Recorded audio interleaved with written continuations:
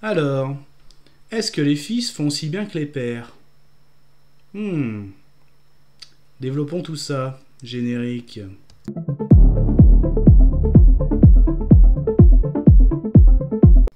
Salut à tous, des Garmates sur ma chaîne YouTube, c'est Fab. Aujourd'hui, on va parler d'animation. Donc, le dernier animation sorti en ce mois de novembre 2022 chez l'écurie DC. Alors, c'est un film Batman et Superman, et donc là, qui vont mettre en avant leur fils parce qu'il s'appelle tout simplement La bataille des super fils, donc des super sons. Donc, voilà un petit peu la pochette, pas de souci. Ok, donc la vidéo comme d'habitude sera faite en plusieurs parties. Déjà, quelles étaient mes attentes par rapport à cette animation d'ici, la synopsis, de quoi ça parle, ce que j'ai aimé et moins aimé sans spoiler, ce que j'ai aimé et moins aimé avec du spoiler, et petite conclusion. Alors, mes attentes, bah déjà, pas mal d'attentes, enfin pas mal d'attentes. Au niveau d'animation de chez DC, attention, il ne faut pas confondre, il y a bien les animations qui sortent directement en DVD Blu-ray. Donc il peut y avoir aussi, il y a un univers d'ici en animation. Il y en a même plusieurs, donc là qui s'enchaînent. Donc là il y en a un qui a récemment été mis en avant. Donc que ce soit avec Batman, Superman ou même les Green Lantern, d'ailleurs, que j'ai apprécié cet été 2022, donc j'en ai parlé sur la chaîne. Mais il peut y avoir aussi quelques animations qui sortent direct, mais qui ne font pas partie justement de l'univers d'ici en animation. Et aussi assez récemment, on sait que par exemple Crypto a été lancé au cinéma, donc il y a vraiment aussi plusieurs univers animés chez DC. Donc là, on va dire qu'il ne fait pas partie de l'univers. En tout cas, je ne crois pas, ou alors corrigez-moi si je me trompe, mais il ne fait pas partie de l'univers d'ici d'animation en ce moment même. Donc je crois que ça s'appelle l'univers de demain, justement, Tomorrow. Donc non, là c'est vraiment une dérivation. Et d'ailleurs, les dessins animés Batman et Superman, pareil que ce soit dans les anciens univers d'animation, c'était vraiment aussi des hors catégorie. Donc et j'avais beaucoup apprécié notamment les films Batman et Superman, enfin les films d'animation Batman et Superman. Donc là, vu que j'étais très satisfait, j'adore en animation les binômes, ce binôme Batman-Superman. Donc là, quand je voyais un autre animation avec ce binôme, et en plus qui mettait en avant leur fils, et ben pourquoi pas, vu que j'ai apprécié, allons voir ça. Donc voilà, je voulais mettre en même temps parler des attentes, faire un petit peu de la mise au point. Mais justement, de quoi ça parle? Alors, ça commence directement avec... je sais pas par quoi commencer. Si, allez, je vais commencer donc, par un des personnages principaux, pardon. Ouh, excusez-moi, je m'embrouille, vous allez peut-être comprendre pourquoi, j'ai hésité. Donc, on commence avec la famille Kent. Allez, la famille Kent, donc Lois et Clark ont un enfant, qui sont appelés Jonathan, donc je pense qu'en hommage à son grand-père. Donc Jonathan ne sait pas que son père est Superman. Pour lui, il est un fils de parents de journalistes très connus. Donc, et d'ailleurs, son papa fait beaucoup de déplacements. Donc ils vivent à Smallville. Donc, et en fait, en grandissant, il va se rendre compte qu'il a des dons. Et forcément, son père se dit que c'est le grand jour. Va falloir révéler qui je suis vraiment, ma double identité. Donc forcément, il y a flou de joie, et on va faire des tests pour savoir où tu en es, parce que en gros, Superman, quand il arrive sur Terre, ils le disent clairement, ses pouvoirs sont arrivés dès les premiers mois. Et là, ça s'est vraiment révélé. Il avait quelques années, quand même. Jonathan ils disent, je crois pas qu'ils disent l'âge, mais je dirais qu'il a une dizaine d'années quand même. Ouais, c'est ça. Donc ils vont voir Batman, donc avec dans sa Batcave, avec sa technologie de la Batcave, faire des tests pour voir où en serait Jonathan par rapport à ses pouvoirs, et donc ils font la connaissance de Batman, mais aussi de Damian. Donc après, ça révèle pas plus que ça, mais par rapport à ces tests, on apprend en fait qu'un alien attaque la Terre par une technique d'hypnose. Donc en fait, c'est même pas du spoil, ce que c'est dit dans la bande-annonce, et c'est dit aussi sur la pochette que je vous ai montré, c'est Starro. Donc Starro attaque la Terre, donc Starro, une grosse étoile géante avec ses petites étoiles donc, qui arrivent à se greffer sous un visage et on va dire à prendre le contrôle. Et il arrive à prendre le contrôle de la Justice League, des Titans, mais aussi il commence à conquérir le monde. Et le seul espoir de la planète, ça va être le fils de Batman et le fils de Superman. Alors pourquoi j'ai hésité aussi, le pourquoi du comment, par quoi commencer, parce que en fait ça commençait aussi par la scène où la famille donc faire en sorte d'évacuer le petit Kal-El parce que Krypton est en train d'être détruit. Et en fait, on s'aperçoit aussi que un petit spécimen de cet alien parasite se greffait au vaisseau. Donc c'est pour ça aussi j'hésitais par comment commencer. Mais en gros, j'ai raconté, en gros, vous l'avez compris, un alien attaque la planète, il a déjà pris le contrôle de la Justice League et le seul espoir sera le fils de Batman et le fils de Superman. Voilà en gros pour la synopsis. Qu'est-ce que j'ai aimé, qu'est-ce que j'ai moins aimé, sans spoiler. Alors déjà, j'ai adoré, hein, franchement, ça fait plaisir, hein, là, une bonne animation d'ici, je suis pas déçu, toujours aussi satisfait des films Batman Superman, des films animation, pardon, donc là, franchement, très très bien, je trouve que c'est très très bien mené, à la fois la partie, vraiment le côté père-fils, mais des deux parties, je parle bien sûr de Bruce et Damian, mais aussi de Clark et Jonathan, c'est vraiment très très bien amené, un très bon film père-fils, c'est vraiment très bien mis, très bien ancré dans l'univers d'ici, hein, franchement, vous allez voir des super-héros, j'ai parlé de la Justice League, je vais peut-être en parler plus dans le côté spoiler, en donner des noms, mais la Justice League est là, les Teen Titans sont là, des personnages aussi d'ici, donc je trouve que c'est très bien ancré dans l'univers d'ici, moi je trouve ça important, voilà, quand on fait ça, donc les dessins animés, enfin l'animation, pardon, alors c'est pas j'ai moins aimé, vous allez voir au début j'ai eu du mal, même au niveau des mouvements, du graphisme, mais au bout de une dizaine de minutes, on s'y habitue, et c'est franchement pas trop mal, franchement c'est... Au début ça m'a fait bizarre, j'ai l'impression que les mouvements étaient plus lents, même au niveau des dessins, mais après plus l'animation avance et ça passe. Donc franchement, très content aussi du scénario, franchement, c'est pas un scénario bidon, parce que pour rappeler, Starro, on l'a vu récemment en live action avec The Suicide Squad de James Gunn, donc là, forcément, c'était aussi, ça peut être un pari risqué, hein, on l'a sorti au cinéma, là on va le mettre dans une animation. Bon, ils savent que les animations, c'est vraiment les fans qui vont aller regarder ça. Mais concrètement, c'est bien passé. Hein, j'ai bien aimé accrocher à l'histoire de Starro.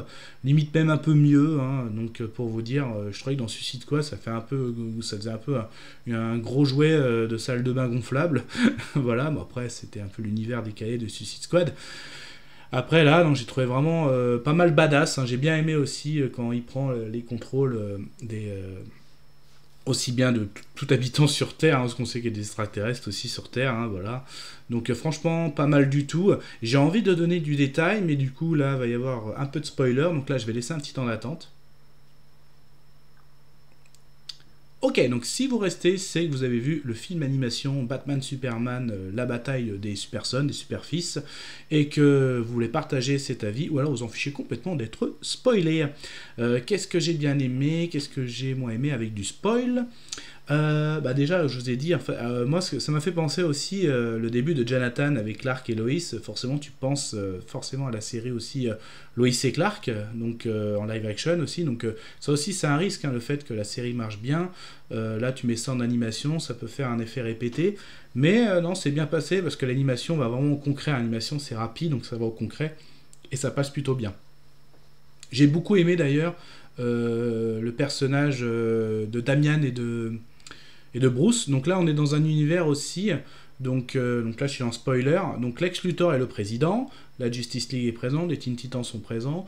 Donc là aussi, Bruce, apparemment, assez récemment, a recueilli Damian, donc de la Ligue des Ombres. Hein, donc c'est les mêmes origines. Sa mère, c'est bien Talia Ghul. Son grand-père, Ra's al Ghul. Donc en gros, il a récupéré un jeune homme, un ancien assassin, hein, donc dévasté. Donc il lui essaye de lui apprendre le bon côté.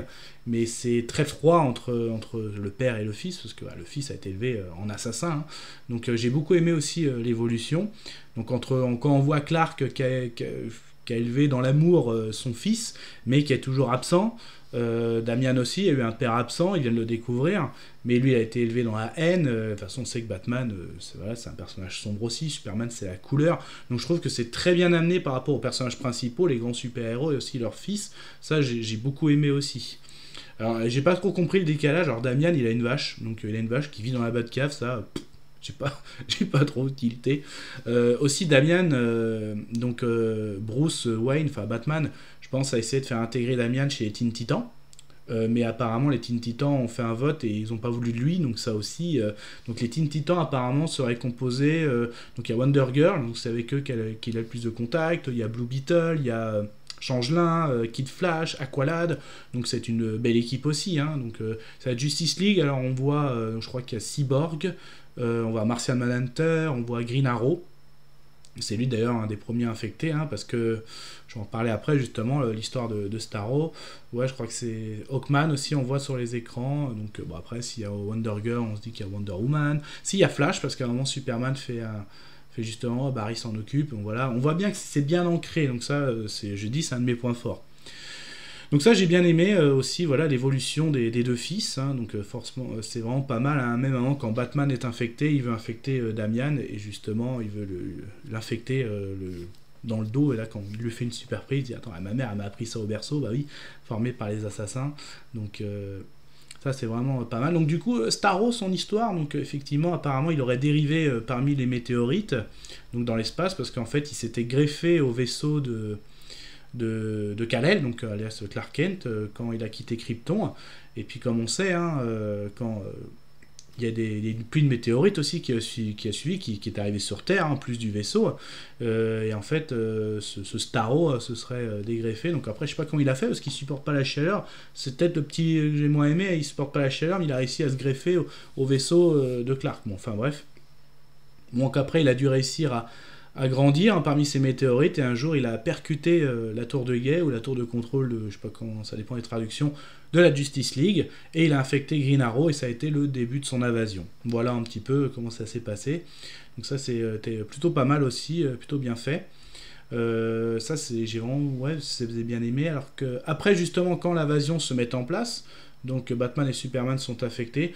Aussi, ce que j'ai beaucoup aimé, justement, ça, quand je suis dans le spoil, c'est quand Clark annonce ses pouvoirs à son fils Jonathan. Bon, on va aller faire des tests. Donc il vole déjà, il emmène son fils faire un super voyage. Là, c'était très classe, très beau. Et ce que j'ai aimé aussi, l'ambiance Gotham. À un moment, ils arrivent, il prend un kiff, Jonathan, il vole avec son père, il touche l'eau, voilà. Et à un moment, il fait, putain, on arrive où là, ça pue, c'est quoi ici? Bah, on arrive à Gotham. Donc là, je trouve que c'est très bien amené, un Gotham, très bien amené. Pareil, ça s'assombrit quand il arrive. Donc même il dit ça, Jonathan, un petit mot, putain, mais il faudrait penser à assainir la ville. Il y en a un qui essaye de le faire. Là, tu vois Batman qui est en train de combattre contre le pingouin et ses sbires.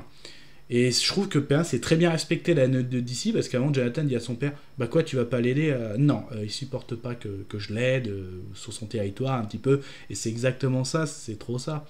Et en plus il le regarde, bah Batman c'est du Batman, hein, ça c'est bien respecté aussi. Même Superman regarde son fils, quoi, tu trouves son fils, oh je le trouve un peu, Superman dit violent. Non, encore, ça va, je le trouve sage. Ouais, bah oui, c'est du Batman. Et oui, ici, petit truc, avant, quand Jonathan était un peu dans l'ignorance, il pensait être un fils de tout le monde de la campagne. En gros, il a des posters de Batman partout dans sa chambre, donc c'est un fan de Batman, c'est un gros fan de Batman, donc plus que Superman. Donc ça, je trouvais ça rigolo aussi. Donc je trouve que c'est bien mené, voilà, moi ça m'a fait sourire. Donc ça c'est bien respecté, justement, ils arrivent à Gotham, l'ambiance de Gotham, voilà. Donc Batman aussi, oui, il est violent. Même sa mère, quand il rentre, oh j'ai vu Batman, je l'ai trouvé violent. Donc ouais, ça c'est très bien respecté. Très bien aussi Damian, quelqu'un de froid. Donc lui, en gros, il révèle que quand Superman et Batman discutent, qu'est-ce qui a révélé les pouvoirs de ton fils? Bah, je pense qu'une forte émotion, ça a été les premiers pouvoirs, ça a été les rayons. Donc du coup, ouais, bah faut tester. Et Damian, il le jette dans le vide. Superman il va le chercher. Il fait, non, c'est pas en le tuant qu'on va réussir. Et il est très froid, il est très. Ah bah faut y aller, hein. Ça j'ai trouvé pas mal.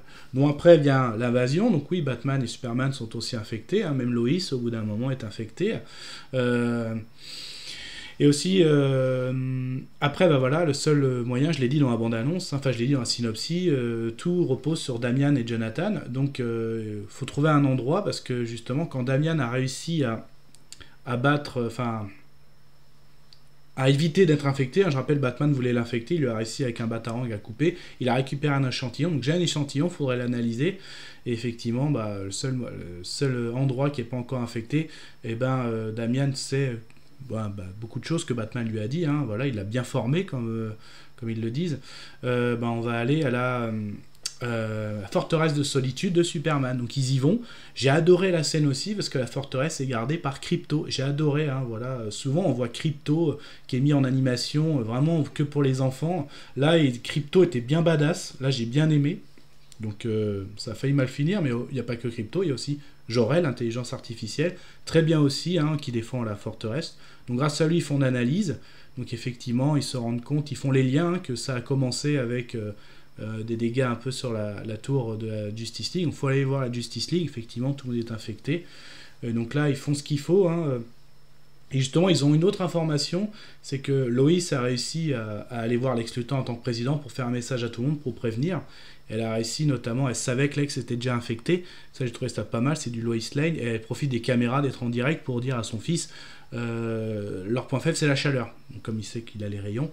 Donc ça c'est vraiment pas mal, ça aussi, on retrouve aussi du Lois Lane, hein, ça vraiment tout est bien respecté, moi j'ai adoré. Et après effectivement le combat contre Starro, hein, la grosse étoile de mer là, donc ça aussi c'était vraiment pas mal, donc c'était assez compliqué de se battre, donc ils ont dit la seule façon, donc là c'est de, il faut faire dériver la tour en orbite, hein, forcément, si elle va en contact avec l'atmosphère ça va brûler, la tour de guet, la tour de contrôle va brûler, comme il est ce Starro est sensible à la chaleur, et là il n'y a pas moyen de le battre, il est trop gros, donc ils mettent toutes les victimes de la Justice League et des Teen Titans dans des capsules, des vaisseaux, des capsules de secours qui font aller sur Terre. En gros ils se sacrifient, hein, les deux, vraiment dignes de leur père, ils se sacrifient. Ça je trouvais ça très beau aussi. Donc au dernier moment Superman arrive quand même à les sauver, hein, donc voilà, hein, ça c'est clair. Mais c'était très beau, le geste était très beau, et pareil on retrouve la tendresse entre Superman et son fils, mais aussi entre Damian et Batman, comme ils disent. Batman le dit, hein, j'étais très inquiet, et Damian il fait j'ai été entraîné par le meilleur, donc là aussi c'est vraiment pas mal. Et jusqu'au bout, hein, même j'adore, justement, les Teen Titans reviennent sur leur décision, ouais, en fait tu peux revenir, tu nous as sauvé la vie, et non ils refusent, ils préfèrent former un binôme avec Jonathan, hein. Même lui ils disent non, je veux pas m'appeler Superboy, c'est déjà pris, donc Superboy est déjà dans cet univers aussi, donc il va trouver autre chose. Et j'ai trouvé pas mal parce que même jusqu'à le petit humour de Damian jusqu'au bout, ils sont en haut d'une tour là, de la Smallville et ils le rejettent par terre. Et pour ton anniversaire, je te dois quelque chose et tout. Ah bah non, ils veulent toujours pas. Ça, j'ai adoré ça. Voilà.